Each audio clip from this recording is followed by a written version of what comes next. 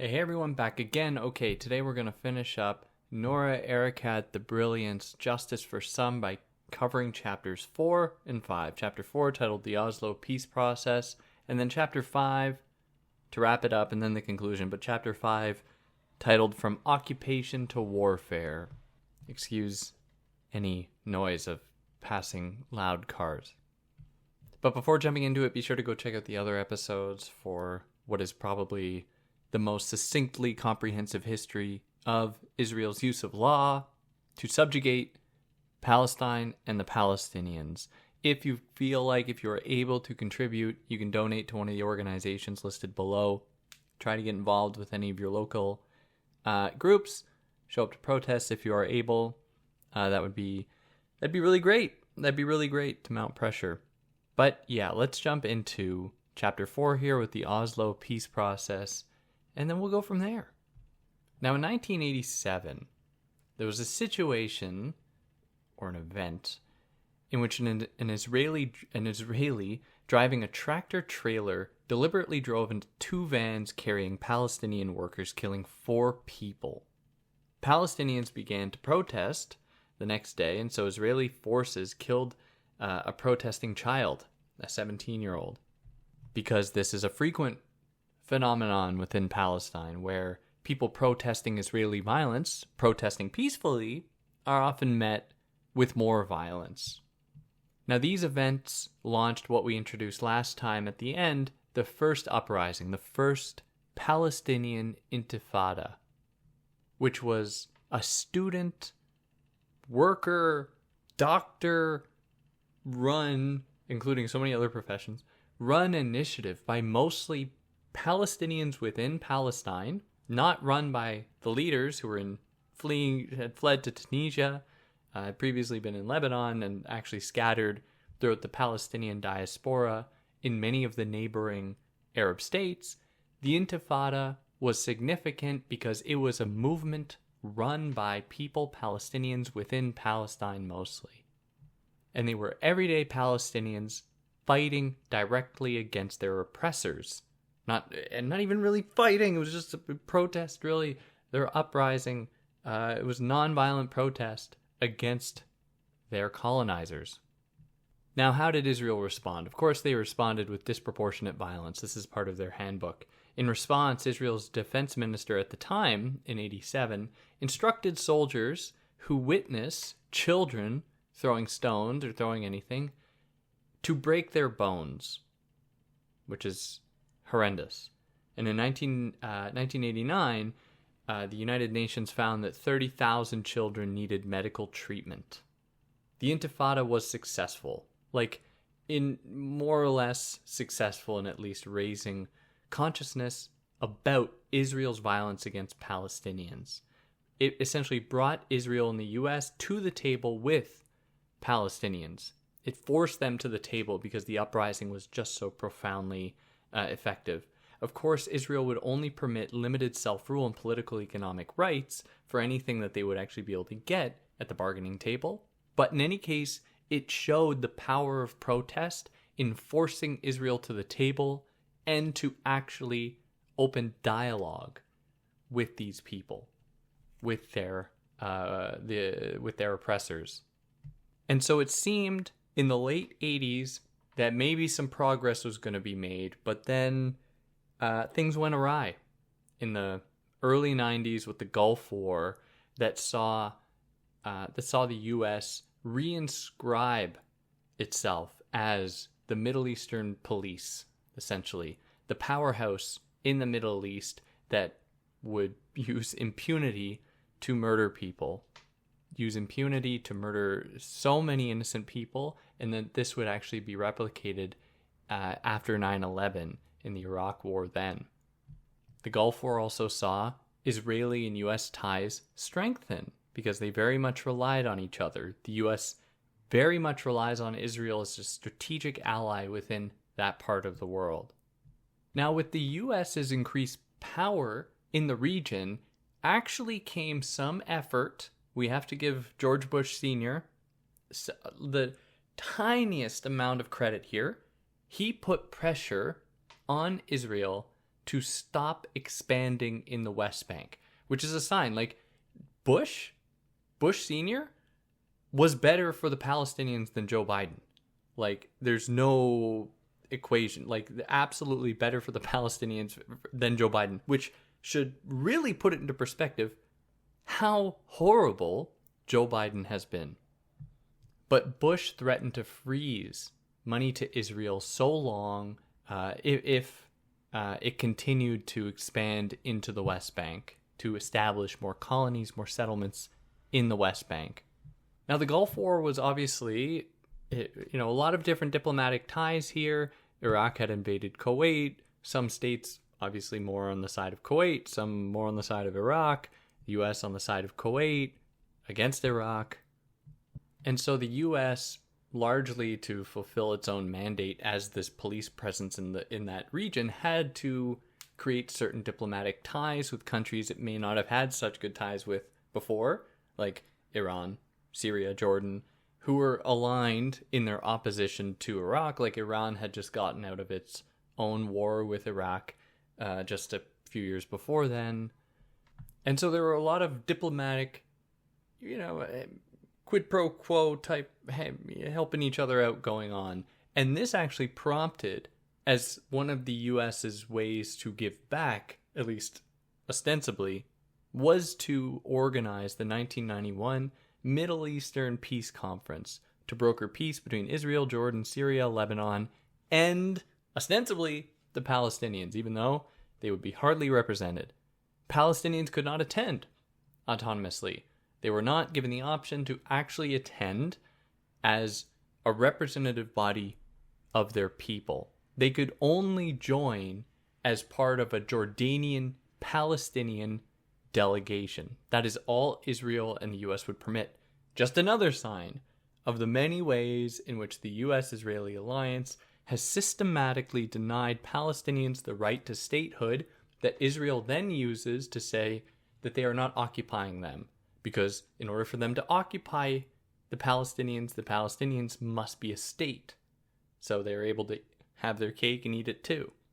So these peace processes did not include Palestinian autonomy on the table at all. And so Israel could only stand to win, no matter the outcome. Like, it was obviously going to only give scraps to the Palestinians while it would write some nonsense in whatever negotiations they were putting forward about how Israel has more of a right to more area in the West Bank, or has more of a right to set up more settlements or whatever, while giving Palestinians the tiniest fraction of power or of freedom, quote unquote. So the PLO here missed a fundamental opportunity to leverage the legal work they had done in the 70s to mount an international push against Israel. At this time, in the early 90s, the PLO's power was really starting to fade. So with the first intifada, like, its power started to fade, as we saw with the 1982 Lebanese-Israeli war conflict, where the PLO was forced to Tunisia. So it was even more detached from Palestine and from the Palestinian people.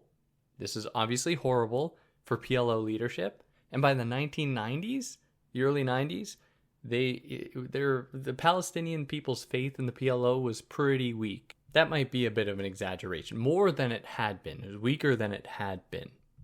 But we'll return to these negotiations in a bit.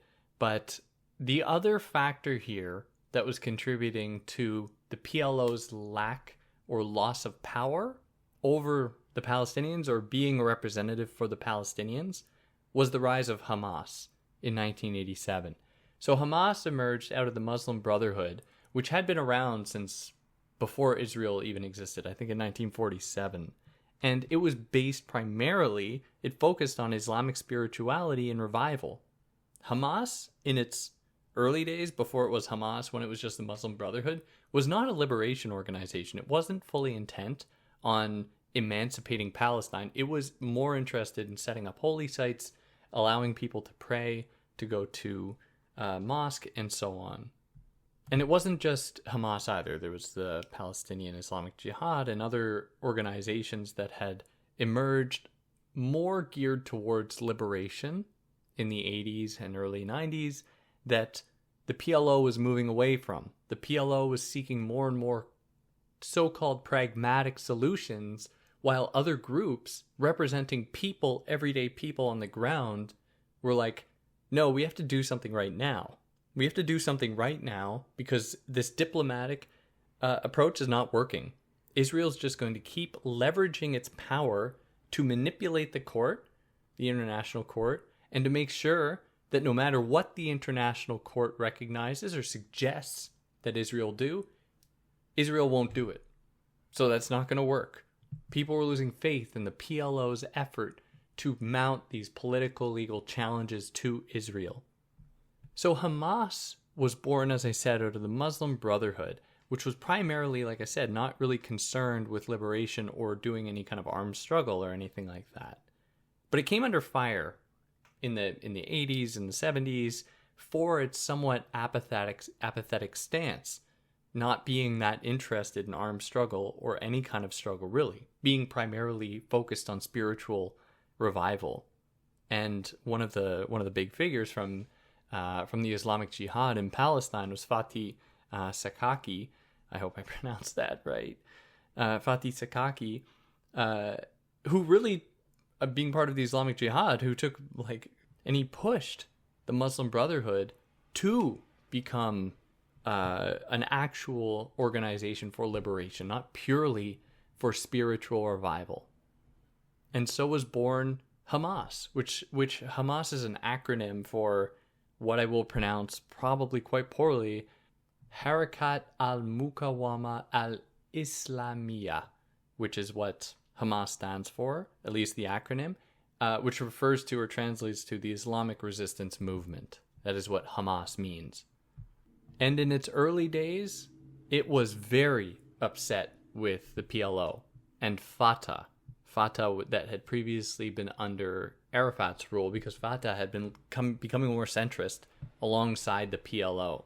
And so when Hamas emerged in Gaza in the late 80s, one of its first targets was Fatah, that was working there as well as political leaders. And so Hamas pretty much expelled them to the West Bank, because Fatah was actually being backed by the United States, because the United States didn't want Hamas to have power back in the late 80s. This is part of their history of regime change and of proffering up their own puppet governments all across the Middle East, something that the U.S. loves to do.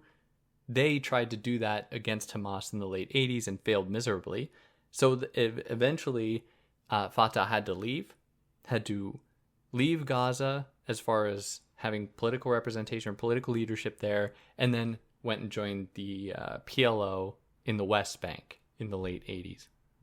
So one of Hamas's big criticisms was not only the general centrism, even though, I'm using that term very loosely here. I just mean that the PLO was relying heavily on diplomatic and political strategies, which Hamas was not interested in doing. And I think for good reason. Look at the history. It hasn't yielded very much. But the other thing was that Hamas was not totally fond of the PLO's secular stance and Arafat's dream of a secular one state. That for Hamas, that was not going to fly. They're an Islamic resistance group. They were born out of the Muslim Brotherhood that was intent on spiritual revival. Hamas was not totally intent, though, on cutting all ties with the PLO and the Palestinian National Committee. The Palestinian National Council, because they actually tried to join them in the West Bank. Hamas tried to join them for exchange for 40% of the seats in their government, but they could only be offered 10 or something like that, not enough. And so Hamas was like, no, we're not gonna just occupy some minority position within your political framework where we won't be able to actually mount any kind of meaningful pressure. And so they took command of Gaza, which is obviously separated from the West Bank, and were able to then essentially control their own political objectives and their own military objectives the way that they wanted to from there.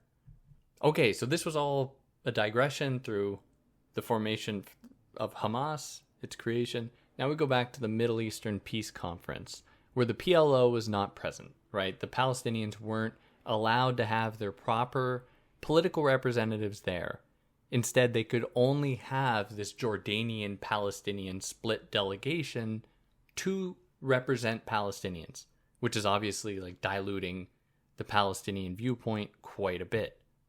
In any case, the delegation, the Jordanian-Palestinian delegation, was steadfast. It was firm in its perspective. It was firm in what it wanted. So I know that the way I've been framing the PLO for the last 10 minutes has been like, oh, this centrist organization. I really want to emphasize, I'm using that term very loosely. They were still mounting armed resistance. They were still fighting for a free Palestine. This was all part of their mandate.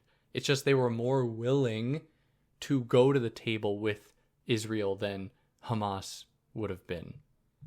And at the Middle Eastern Peace Conference, this Jordanian-Palestinian delegation echoed their desires that they've had forever for autonomy, for the end of Israel's settlements, and Israel's military rule. They also requested that the Israeli National Water Company give up control over water in the West Bank, which, bet you didn't know about that. Just they don't even control their own water. It's unbelievable. It's unreal. They also requested access to Israeli budget relating to settlements because they wanted to know and to start procuring and putting together evidence about how much money Israel was dumping into creating these illegal settlements in the West Bank.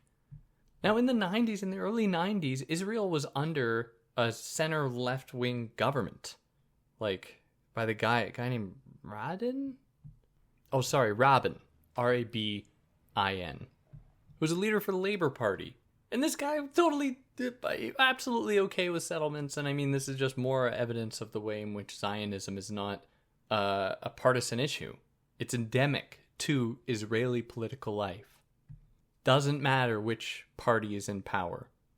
So even under this relatively left-wing government, they denied Palestinian requests to halt Israeli expansion in the West Bank. And in response to the settlement freeze, Israel requested 2,000 settlements to account for what they called natural growth, as though it was just an inevitability, as though they were just this virus, this parasite within the West Bank that has to be given some kind of breathing room lest the people there will suffer. What? Now, during these negotiations, we saw, I didn't see it. I wasn't even alive. During these negotiations, the PLO made a ton of mistakes. So the PLO were sitting on the sidelines, right? They were not actually there. They were sitting on the sidelines and they were not happy about it. And they were not happy with the delegation making decisions without the PLO being present. And the PLO also feared that they would lose even more significance if this delegation was able to make any progress, because that would look quite bad on the PLO if suddenly this Jordanian-Palestinian delegation is doing things, accomplishing things that the PLO is not able to accomplish.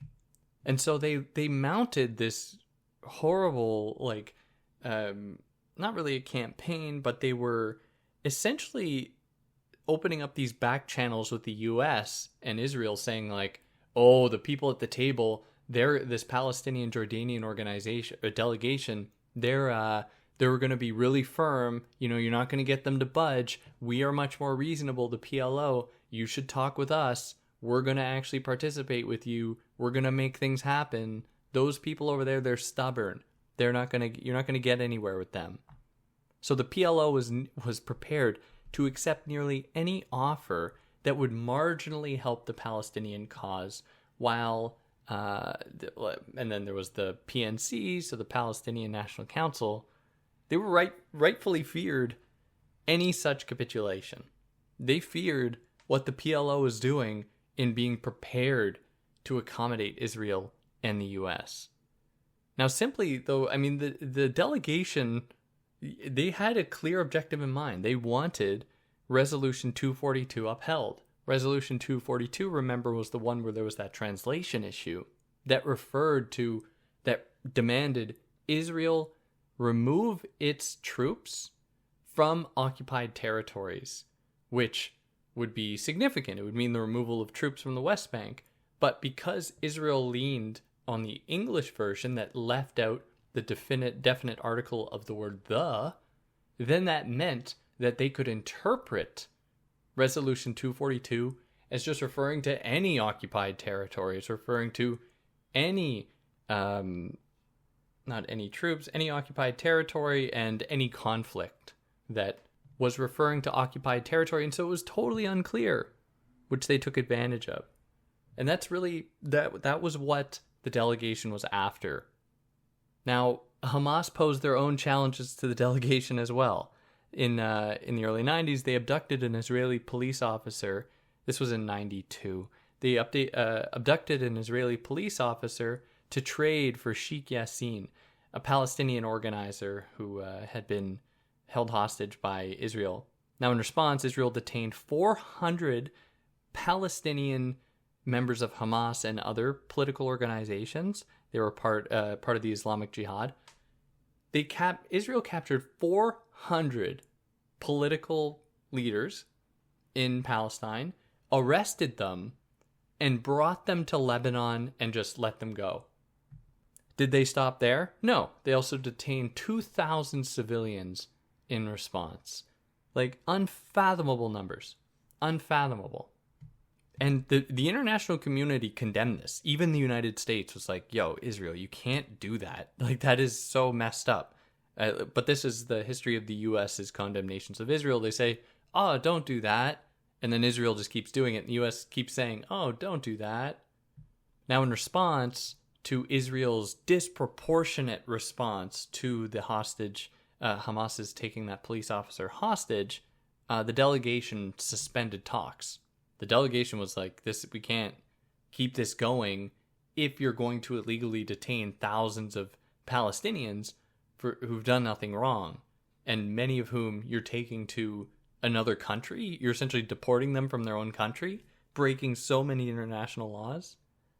So Hamas's actions, though, helped gain or garner media attention for the first time in one of the really first mediated ways in Palestine, to draw attention to Palestinian suffering under occupation. Now, when Israel refused to actually cooperate with Hamas, Hamas executed that police officer. And this got Israel really into the spotlight for its use of what is called the Hannibal Directive. Now, in Israel, they use what's called the Hannibal Directive. The Hannibal Directive essentially goes that Israel will kill... No, sorry. Technically, that's not the language. The Hannibal Directive states that Israel will risk injuring, wounding their own people in an all-out response to any hostage taking by Palestinians. So if Palestinians kidnap or abduct anybody from Israel, Israel may use the Hannibal Directive that says that they are going to use extreme force to try and kill the hostage takers, even if it means committing harms to their own people, which more and more evidence is suggesting was used on October 7th. But I don't think anything has been made definitive about that yet. There's just the clear acknowledgement that some of the victims on October 7th were killed by Israel's military. A small fraction of the civilian population, of the 700 or so civilians killed by Hamas, some fraction of it were actually killed by the Israeli military. We don't know how many were. We don't have the exact numbers, partly because Israel is refusing the United Nations to conduct any kind of meaningful investigation on the ground there. So these numbers are just totally... Nobody knows absolutely for sure. The number of civilians killed was 1,139, give or take. The number of civilians within Israel killed was 780 something. And then there were a couple of hundred taken as hostages. But this reveals another big problem with Israel, is that it often appoints itself to conduct investigations against itself. So in cases where Palestinians are victimized by Israeli violence, or when not even Palestinians, when United Nations workers, when people from World Health Kitchen are brutally murdered by Israel, Israel is then like, oh, well, we will investigate. Excuse me, last I checked, murderers don't get to investigate themselves. That would be extremely absurd if we permitted any other country to do that. Like, can you imagine if the US would let Iran or Russia do that? If Russia murdered a bunch of Ukrainians and then was like, we will investigate, you think the US would be like, yeah, that's normal. That's definitely part of the normal procedures. We love this. This is great. And hey, I'm just into transparency, rationality, and truth. That's all I'm going for here. And so we have to apply the same standard everywhere. This is the key to rationality, people. So anyways, back to these discussions. Back to this delegation that had suspended talks because of Israel's disproportionate response to Hamas. Now, by this time, the PLO had earned Israel and the US's ears, had earned the opportunity to hold secret talks with Israel and the US, and they did so in Norway, and hence the Oslo peace accords. And eventually it would be moved to Washington, and its intent was to essentially set up the conditions for a two-state solution, which, on paper, you might hear that and be like, oh, well, that's good, right? But of course it was going to happen entirely by satisfying Israel's conditions. Doesn't matter what was going to be recognized on paper. Israel was going to keep setting up settlements all throughout the West Bank. So the PLO proceeded to fail miserably in its talks with Israel in Norway, the secret talks in Norway, while the delegation, the Palestinian-Jordanian delegation, had suspended itself, those talks with Israel, because of Israel's violence. Now, so the delegation, when they finally caught wind of this, that the PLO was holding these secret conversations, they were like, they found out what the PLO was willing to accept, and they flat out said, they're like, the PLO is falling for all of Israel's tricks. The PLO is just submitting to Israel and to all of Israel's conditions. So the PLO gave up on Resolution 242 about occupied forces in occupied territory, or forces in occupied territory, and the PLO had given up on reclaiming all of the West Bank. Essentially, the PLO was like, oh yeah, those settlements are fine, which nobody among the delegation, the PNC, or Hamas, definitely, were at all interested in accepting. But eventually the Palestinian delegation did return to the table with Israel. And just to highlight, their commitment, it's a minor thing, but they insisted that on any written document, when the word territory emerged, it be preceded by the word occupied, or occupied territory, or the occupation. Never just referring to Palestinian territory, because if they did that, it would imply that whatever was currently recognized as Palestinian territory at the time, in the early 90s, would count as Palestinian territory. So it would essentially mean that unless they qualified it with the term occupation, all that land that has been captured by Israel would be theirs, would be Israel's, not the Palestinians, even though it was rightfully theirs. It still is rightfully theirs. Now the PLO's secret talks that had eventually moved into Oslo by now, from Norway into Oslo, or at least that's how it's specified in the book. I think that the conversations were happening more abstractly, and then there was a designated recognition of the Oslo peace process happening in Oslo in 1993. So they became more official when they moved to Oslo. And one of the PLO's first victories here, because they weren't, it wasn't totally fruitless. One of their first victories there was the reclamation of Jericho that Israel had converted for security purposes. Because Jericho is very strategic. If you're looking at a map of Palestine, you see Jerusalem there. A little bit east, you'll hit Jericho right on the border with Jordan. So for Israel, this is an extremely important strategic city. So, the PLO was successful at getting Israel to pull its troops from Jericho. But ultimately, the Oslo process, it left so much up in the air, which is all in Israel's favor. It left up like checkpoints, the existence of checkpoints, which is, for me, enough to know just how unjust this situation is. You don't even have to factor the history of Israel's disproportionate responses, their disproportionate use of violence, the repeated victimization of Palestinian civilians. Like, the existence of checkpoints is already just so... It doesn't make sense to me. But that was left up in the air alongside settlements and Israeli withdrawal from that territory. Occupied territory. Don't fall for their tricks, David. But it did earn the PLO recognition as, I quote, a national liberation movement without any guarantee of independence. So, a little good, a little bad. But really, a lot of bad. As Erakat the Brilliant lays out, ultimately the final document, in her words, paved the way for the de facto legitimacy of Israel's settlement enterprise, because the PLO was not nearly as hard about the settlements as they should have been. Israel would retain control over the territories, the occupied territories and settlements, and be responsible for adjudicating any crimes involving Israelis, where they just investigate themselves. Palestinians cannot prosecute Israelis.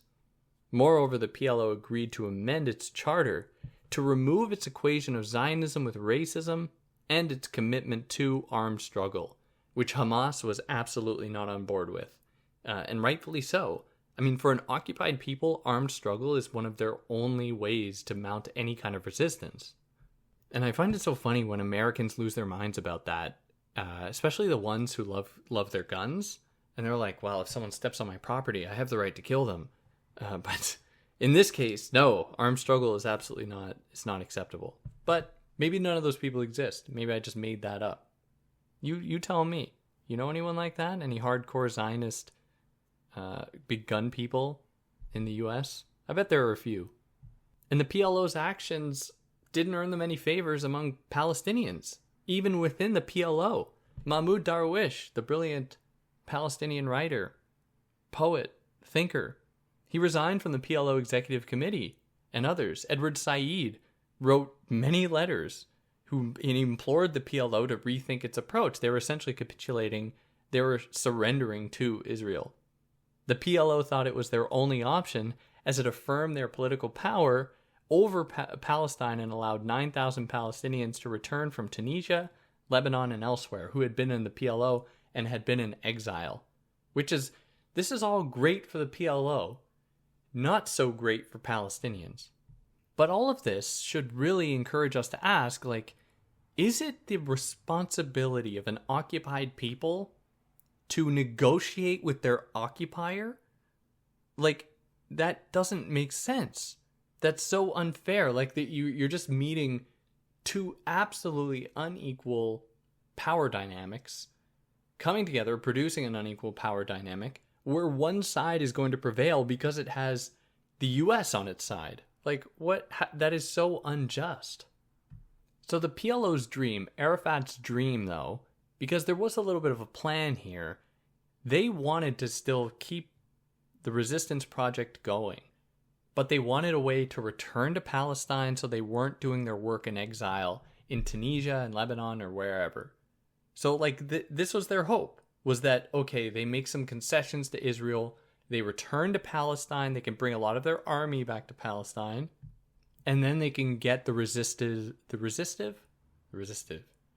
They can start really bringing their troops together and their resources and everything to start mounting more resistance. Of course, this was really unsuccessful. This didn't happen the way that Arafat wanted to. It was ultimately, like I said, it was great for the PLO as a party, not so great for Palestinians. In 1995, the Oslo Agreement of 1993 was revisited with the same garbage results for Palestinians. It would divide the West Bank into 3 territories: Territory A, Territory B, and Territory C. So Palestinians would hold control over Territory A. Territory A would comprise pretty much every major city within the West Bank. So Nablus, Hebron, Bethlehem, Jericho, Jenin. In any case, they would retain control of just those areas around cities, which comprises maybe 15% of the whole West Bank was under their actual control. And then there was segment B, or area B, which covered like large swaths of land pretty much between each city. If you look at it from north to south, like traveling from the northernmost city in Jenin, like down to Nablus, and then between Nablus and Ramallah is primarily designated for Area B. And Area B would be held under both Palestinian and Israeli control, which was primarily just Israeli control. And then there was Area C that would be commanded by only Israel. Israel would only command Area C entirely, and that comprised 60% of the entire West Bank was put under Israeli military control. Now, ask your Zionist friends. How many of them would be totally cool with that happening in whatever country they are in? If an invading army was just suddenly occupying 60% of the territory, and you had to go through checkpoints to go to the grocery store to go from city to city, how many of them would be cool with that? I would love to know. Now, was Israel happy with this? What was clearly a better deal for them, and that just continued a legacy of Israeli violence against Palestine and against Palestinians? Were the Israelis happy with this? No, they absolutely were not. Because remember, this was done under a center-left government.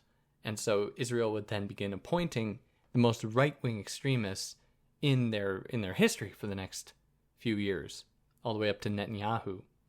And people were so unhappy that in 1995, an Israeli right-wing terrorist assassinated their own prime minister, assassinated him, because he was unhappy with the way in which he dealt with the Palestinians, because they wanted more.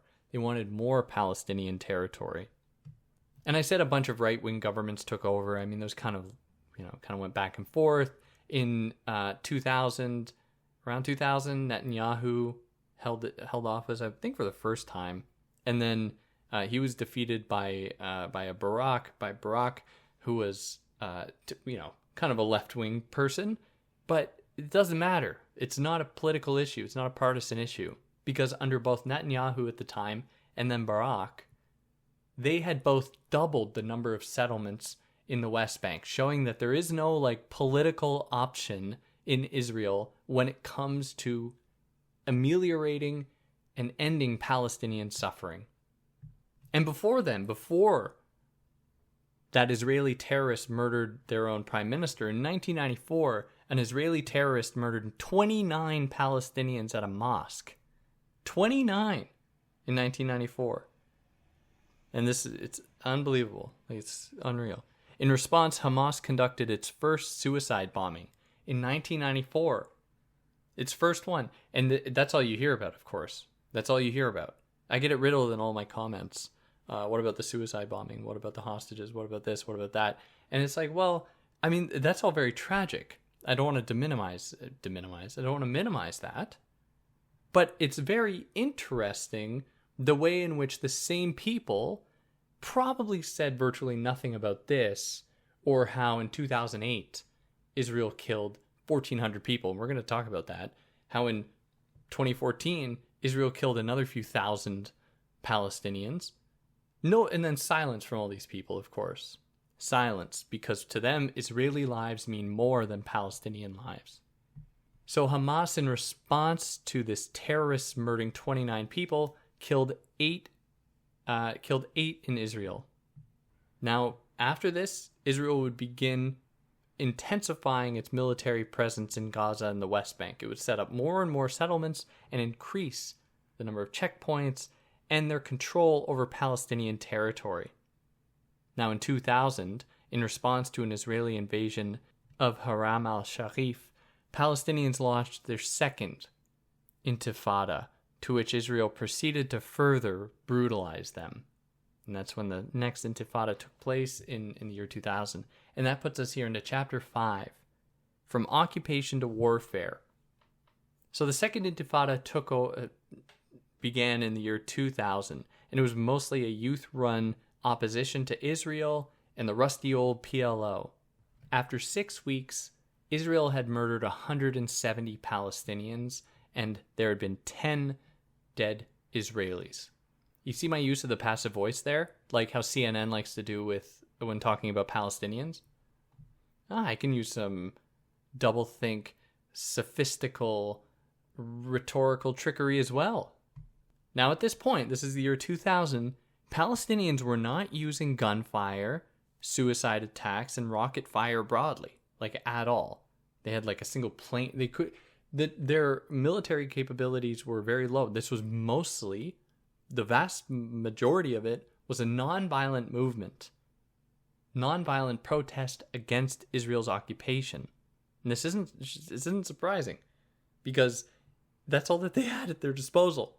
Whereas Israel was just launching bombs at them daily and bombarding them for years. And they had been before that. But you hear all about, Hamas's rockets, Hezbollah's rockets, over and over and over again. There hasn't been the same kind of historical attention to Israel's rockets murdering children in Palestine. And not surprising, Israel has had no problem murdering civilians and political leaders for decades. Now, before the year 2000, quote-unquote terrorists were to be treated in criminal court. It was only around the year 2000 that Israel used the legal system to allow them to put forward the idea to make it allowed so that they could murder those suspected of being terrorists without sending them to court or trial or anything. And this would begin, we wouldn't be long after this that we start hearing about this nonsense about human shields. They could do this, start just murdering people without court, without trial, without anything. They could do this by denying their being in a quote-unquote civil war or a non-international armed conflict, because these things would have demanded the recognition of states, and instead claiming that they were what they called, and this is, that there would be anybody on this planet that would side with this reasoning, it blows my mind. But they argued that they weren't in a civil war or anything. They were instead in an armed conflict short of a war, which is just their clever way of saying, or never actually arriving at the status of a war, which would have given the PLO, given the Palestinians, recognized them as a political authority. They were then caught in this arrested development state of an almost war, this liminal state. Liminal, that's a fancy word, this in-between, this undecidable state of an almost war. And this is clever, and it goes back to Israel's strategy of denying Palestinians the right of recognition while also not giving them the same, in order to avoid giving them the kind of protections that would be required if Israel recognized that they were occupying them. So Palestinians being in this liminal state are neither given any of the protections of being occupied, nor given the status of being an autonomous, governing body at all. And they were also able to, at this time, by using this designation and denying Palestinian right to armed struggle, they deny the Palestinians any opportunity to actually use any kind of force. So to legally justify slaughtering Palestinians, Israel used the good old sui generis trick again. That's the case where they say, oh, well, this is a situation like no other, so jurisprudence, previous cases, whatever the term for that is, precedent, doesn't count here, because this is a totally new thing. That is, we're dealing with this new thing called the terrorist. We've never seen this before in history, so no law really applies. We have to just deal with these people. They're branded as this parasite, as this cancer within Palestine that must be eradicated, or how the UN has now designated it, as Israel has done since October 7th. They have conducted an extermination. They even went so far as to legalize assassinations under what they call the assassination policy, where they put into law that they could murder people preventatively, which is already it's a very scary prospect because Israel can then say, or can murder people and say, oh, well, it was preemptive, or it was in the name of self-defense. And no one holds them accountable to actually show evidence that what they had done. I'm not saying that there's any case in which murdering someone before they do something wrong is ever permissible, but they aren't even held accountable to prove that what they said was true. So they just murder political leaders and say, oh, well, they were terrorists, so therefore it's okay. And so the UN can't do anything. Other states can't do anything because Jordan's not going to get into a fight with Israel because they know that the US is going to just run its military right through it. Egypt was already cozy with Israel and the US. Lebanon is still trying to do its thing, trying to oppose Israel, but I mean, its forces are probably no match for Israel and the US. Yemen as well. I mean, because the US has way more military force than any country on this earth should possess, which should encourage us also to be considering about denuclearization, demilitarization globally, because this isn't the world we should be living in. And so many other things, like just statehood in general, all of these things.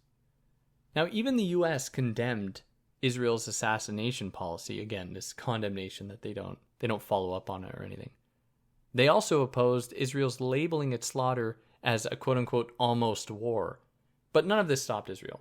In 2001, it murdered 2 Hamas leaders along with 4 civilians. Total international crime, right? This is unbelievable.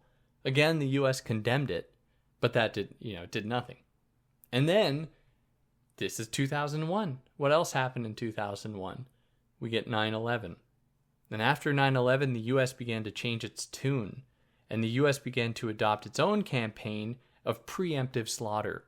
And then when asked about it, the spokesperson for the president for Bush at the time was like, yeah, this is a different situation than we're seeing in Israel, so that's why we, kind of very gently condemn Israel while we do the exact same thing.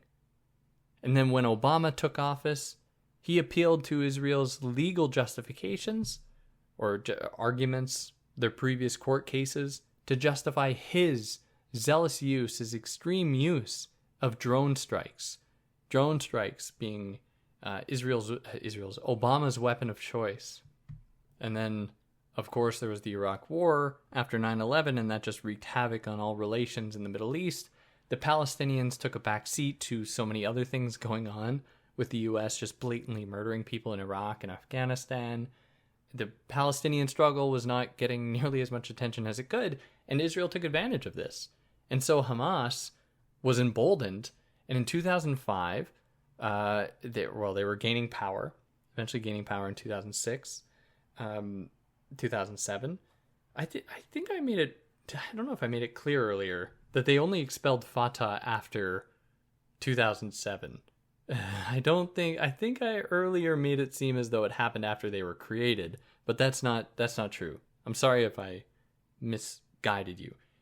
Hamas would only expel Fatah. The same story applies, but it was after they were elected in 2007, not after they formed themselves in the late 80s. I hope that was clear. I don't know if I misled you. So in 2005, as obviously tensions were rising in Gaza, Israel pulled out of the Gaza Strip, which certain prominent Zionists have really celebrated as like, look and see. This is one of the popular talking points. Look at what happened. Israel pulled out of Gaza, and then it fell to absolute disarray. It went under Hamas's rule. It turned into a terrorist entity and terrorist enclave. So yeah, this is what would happen if we pulled out of the West Bank. But it's the most absurd argument for so many reasons. Firstly, it completely ignores the history of occupation that put people in this horrible situation in the Gaza Strip for decades, after years of having their territory encroached upon and taken from them, and then suddenly Israel's like, oh yeah, we'll just remove ourselves, and then, oh look, it's all horrible, this is how we should justify then setting up a huge wall around it, making sure that we have complete control over every single border crossing except the one that goes into Egypt. And then they're able to say, look, we aren't there anymore. We're just on the outside of it with machine guns, making sure that no one can come in or out of it unless it is approved by us, which is a crime, an international crime, that you cannot limit how people move in or out of their territory. A foreign state can't do that. So essentially, Israel was able to get around the claims that they were breaking occupation laws when they pulled out of Gaza. They were like, oh, well, we aren't there anymore. They just put their machine guns and military people all around it, as though that's any better.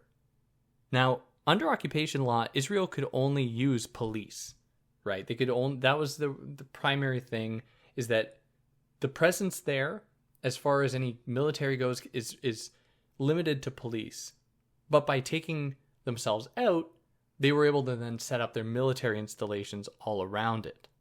And as the Nuremberg Tribunal and Yugoslavia tribunal show, or how they argued, a place is occupied not when there is necessarily an invading army in it, controlling it. Occupation also applies to situations where an army is in a position that they could overtake a territory or a country or whatever very swiftly with no resistance or very little resistance relative to the invading force. So accepting that definition, Gaza was still being occupied. But of course, Israel wasn't going to accept that, in the US, of course. So Israel still retained, they claimed to have pulled out, but they still retained control over Gaza's airspace, their seaports, their telecommunications network, their tax system, and, like I said, the 4 out of 5 border crossings.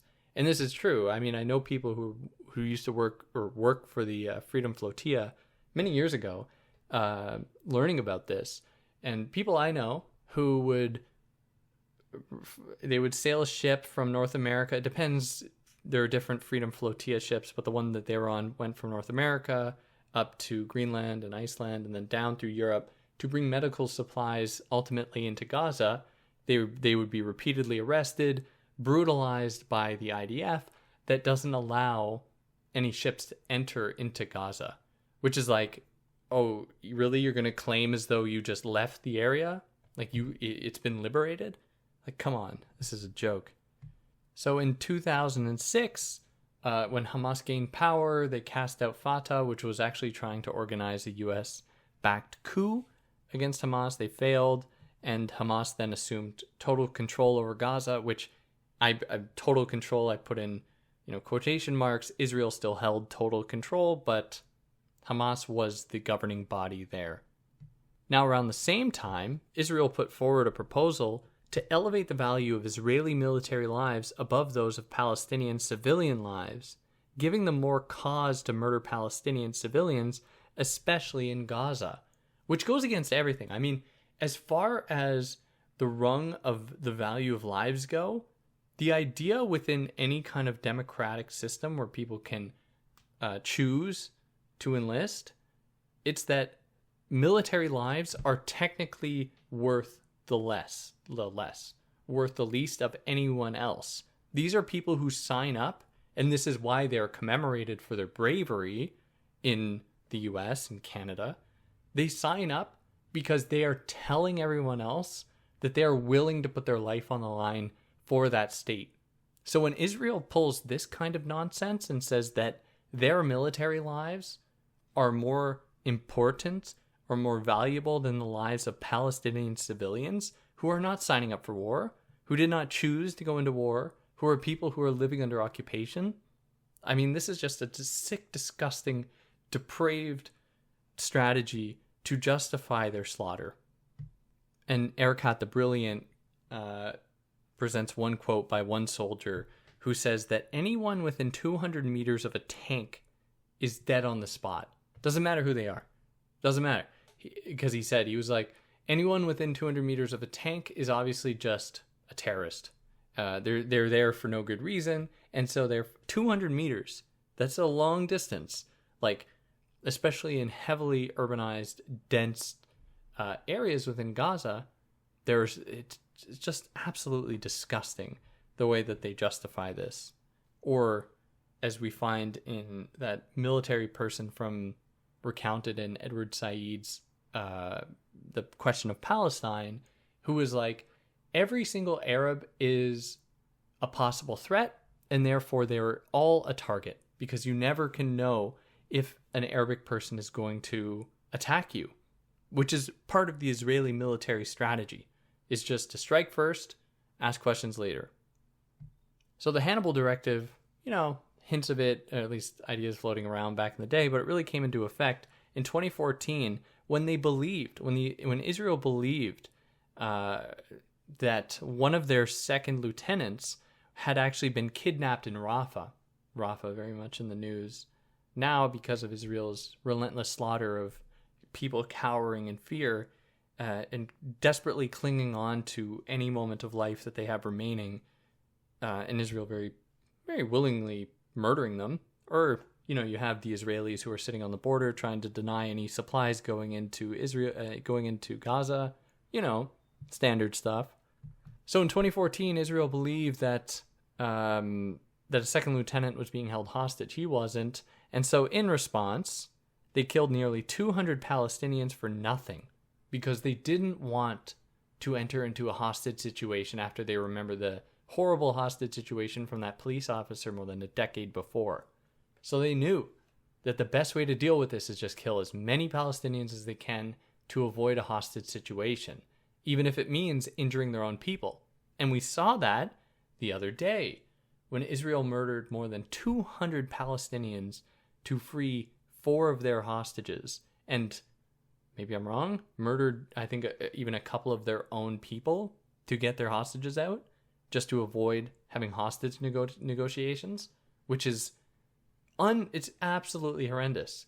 You spend any time on X, or what used to be known as Twitter, and you see all these Zionists screaming about how that actually wasn't enough. It has to be the most horrendous stuff we're seeing now. And of these 200 that were murdered, however many children, absolutely horrifying. But in 2014, when the 200 were murdered then, to ostensibly save, they ended up killing their own person, the second lieutenant, 55 of which, a quarter, were children. And this is consistent since October 7th. It's consistent across all of Israel's violent actions, the violence it inflicts against Palestinians.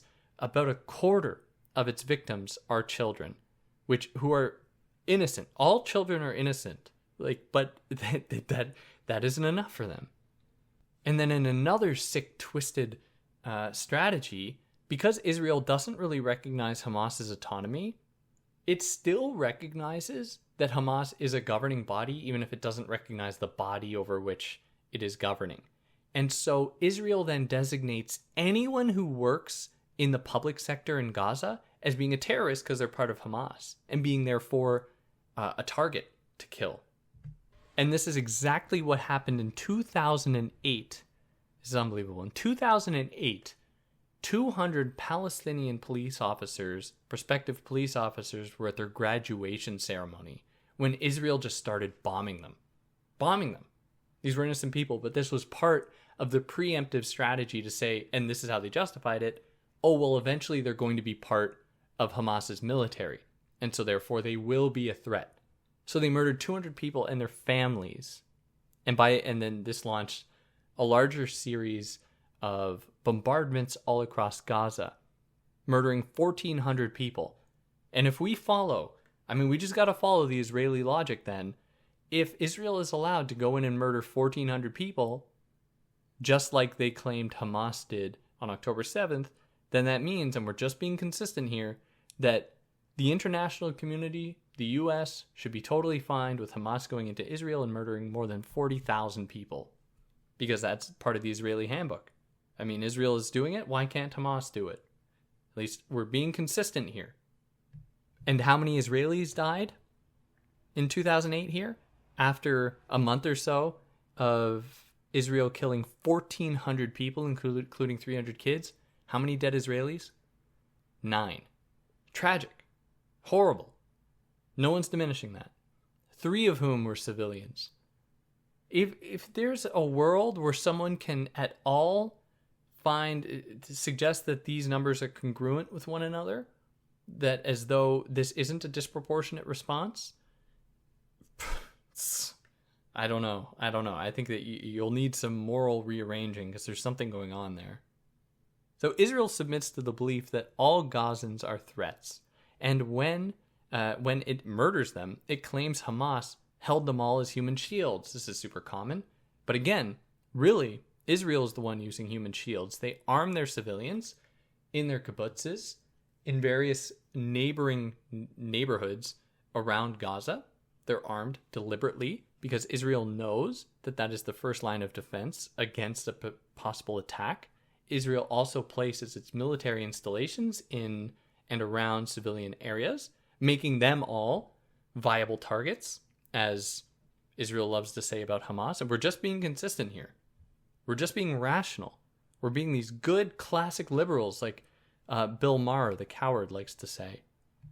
And this human shields thing, I mean, no one with any kind of moral alignment actually believes this, but just to emphasize just how sick and twisted it is, in 2014, they really continued their onslaught and depravity by targeting a UN building sheltering refugees because, and I quote, a militant on a motorcycle traveled by the UN school.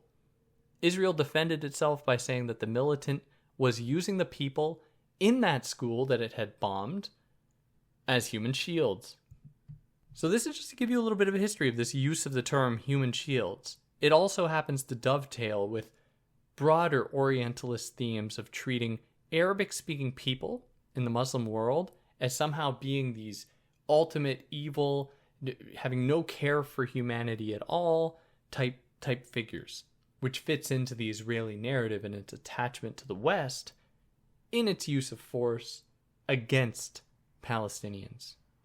Now, this was all, in 2014, part of what was called Operation Defensive Shield, where Israel killed 2,200 Palestinians.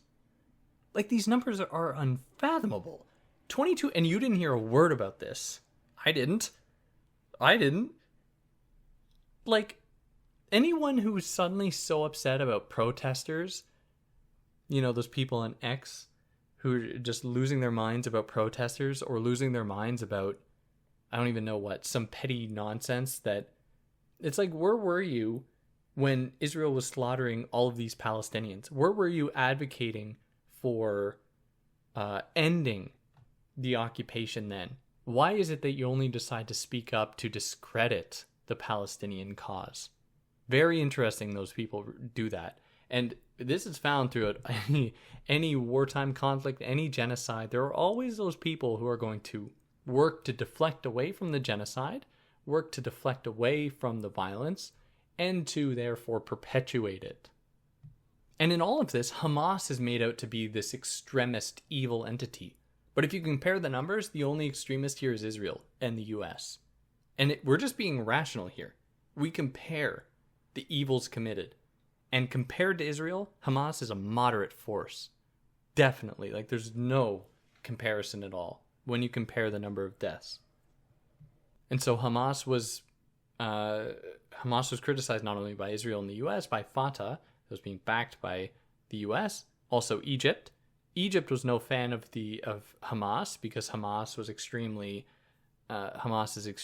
religious in their Islamic resistance movement, whereas Egypt was less so. And then the Saudis view Hamas as just an Iran proxy intent on destabilizing the Middle East, because Hamas is no fan of Saudi Arabia, thinking that they're totally corrupt and many other things, and having control over Mecca.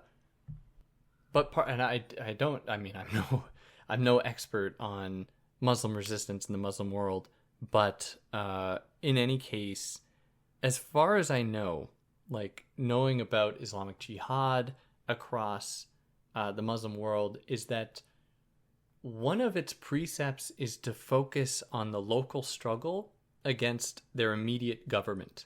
That's the main goal. And so Muslims organized in their resistance to oppression are doing so as part of the Islamic Jihad, focus primarily on their own objectives and don't get as involved. I'm not speaking on behalf of all of them or as just this homogenous movement, but generally stay focused on their immediate situation and not in the situation of others dealing with their own things. What a way to diminish that, David. In their own struggle for freedom. But again, I'm not an expert on that. I'm not an expert on that. It's very limited knowledge I have about that. And in all this, of course, as we've said, Israel just opposes and resists the UN and ICC. They choose to investigate themselves. Really horrendous stuff. Israel uses these conflicts, especially the conflicts between Hamas and other Arab nations, other Arab states, to say, like, look, no one likes Hamas. Therefore, we are justified in murdering everybody. Like, horrendous. And she concludes by stressing Israel's being an apartheid regime. And yeah, that concludes up the kind of bulk of it here. We'll move into the conclusion so let's move in here to just the short conclusion to wrap this up.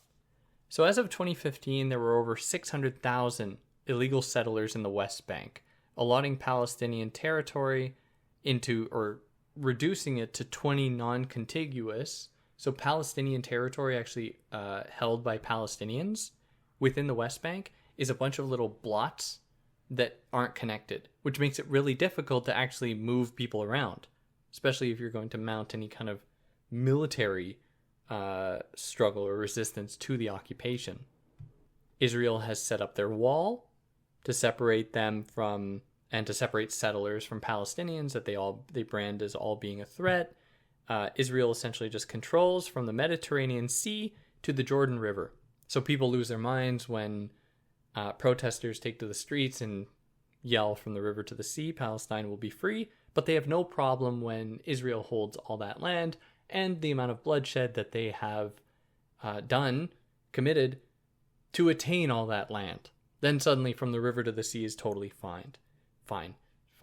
Totally fine. Now, for those of you that have made it this far, I want to read a little summary that Erakat the Brilliant gives us here, just, as an overview of the main points. So following the First World War, a sovereign exception marking Palestine as a site of Jewish settlement engendered a specialized legal arrangement that justified the juridical erasure of a Palestinian political community. This regime, together with 3 decades of British imperial sponsorship, enabled Israel to assert its Jewish Zionist settler sovereignty by force over 78% of Mandate Palestine in 1948. Israel used the fiction of Palestinian national non-existence together with the structure of permanent emergency between 1948 and 1966 to transform its native Palestinian population into present absent individuals whose lands could be arbitrarily confiscated for Jewish settlement. When it terminated its emergency regime, Israel enshrined the subordination of Palestinians as second-class citizens in civil law. In 1967, Israel deployed a legal political mechanism also predicated upon Palestinian national non-existence to establish an occupation premised on sui generis claims to facilitate its steady land grab within the West Bank and Gaza. The Oslo Accords framework, established in 1993, engendered yet another specialized regime that has enabled Israel to continue its settler colonial expansion, this time under the veneer of peacemaking. Since 2000, also in accord with similar claims of unique distinction, Israel has criminalized all Palestinian use of force. At the same time, the state has expanded its right to use force against Palestinians and in the process has forged new laws of armed conflict. And I think that that's just a brilliant summary, but sure, it doesn't get into all the nuance of everything we've covered, everything that Erakat the Brilliant has given us here to understand this history and Israel's violence against Palestine and Palestinians. So Israelis place Palestinians under apartheid because if they didn't, they know they'd be outnumbered and would lose every free election. So you can't help but feel like the end goal is to encroach upon Palestinian territory to get Palestinians to move away from Palestine, to just expel them from their own land, have them die, push them to the brink of having to then resist, and then use disproportionate force to murder many of them to the point that Palestine and Palestinians no longer exist. That seems to be the Zionist dream here, still being played out. And so essentially, Israel is placing Palestinians in concentrated ghettos. That sound familiar? Between 1967 and 1994, beyond displacing and murdering, Israel renounced and removed 10% of Palestinians' residency permits, taking away their residency. Sound familiar? There have also been many issues with Palestinian leadership capitulating to Israel's demands, and this really hasn't been helpful either. They've been Israel's lapdogs since the early 90s, helping to police Palestinians. So, they set up and find local leaders who happen to be supportive of Israel, and then fund them, use them to mount police pressure and to set up a police state in Palestinian territory, all Palestinian territory. So obviously a Palestinian state would be great, somewhat, but we must be wary of the politics of recognition if it isn't accompanied with material advantages. So the politics of recognition is referring back to Glenn Coulthard's work in Red Skin, White Masks, when he says that we need to be very careful, and occupied people and colonized people need to be very careful of the ways in which their colonizer will give them just minimal type of recognition in exchange for their submission to that colonial power. So we can't forget as well that Trump moved the U.S. Embassy to Jerusalem in 2017, making it apparent how the U.S. really views the Palestinian struggle. Trump just did what it seems like every other president wanted to do, revealing that the U.S. ultimately, the U.S.'s view of Palestine is not a good one. The UN obviously disagreed, but the U.S. vetoed the condemnation and threatened to cut UNRWA funding. Sound familiar? Should Palestinians not return to negotiate peace with Israel, which really means negotiate how much land and power to lose. That has historically been the case. Going to the table with Israel for Palestinians means that they'll lose more. So what to do? What to do? Well, Palestinian Authority needs to get the legal work done, and they should use South Africa and their subjugation of Namibia as case studies to understand the apartheid regime that they are living under. The Palestinians also need to abandon what is called the U.S. sphere of influence, those Arab countries in the region that are supportive of the U.S. Palestinians have to distance themselves from them. And a lot of this stuff is antiquated. Of course, this came out in 2019, so a few years ago. I think a lot has changed since then. But in any case, I think that the prescriptions are still useful. She thinks that armed struggle is necessary, but not sufficient on its own. Obviously, armed struggle can only do so much on its own. Hamas has made developments for Palestine in its resistance to Israel. Since October 7th, though, this is just me or my point. Since October 7th, it has elevated. Hamas has been successful at elevating global consciousness about the injustices. It has raised global consciousness. Many new nations in the West have now recognized Palestinian statehood. And just think of yourself, if you're still listening to this, how much more you know about this since October 7th. They've also encouraged many states to cut ties with Israel, diplomatic, economic ties, and so on. Elsewhere, boycott, divestment, sanctions have proved very effective. And that's the kind of pressure that people outside of Palestine can be doing in pressuring their political leaders, corporate leaders, and so on. Can't forget, and this is really her concluding point, one of her concluding points, is that Palestinians are not the only ones to suffer at the hands of Zionists. Zionism wasn't good for Middle Eastern Jews either, who didn't share the same culture and language and beliefs as many European Jews that were arriving. All of those European Jews didn't share all of their own language and beliefs and ideas or anything. And so Zionism, the way that it victimizes people in its national aspirations, it's horrendous. But yeah, and that concludes this. I hope that it was informative. If there's anything I got wrong, anything that I omitted, I'd love to hear about it. I really recommend you read the book. There's just so much more detail in it. Obviously, I can only cover so much. But yeah. On that note, consider organizing and getting involved where you can. And see you later. Take care.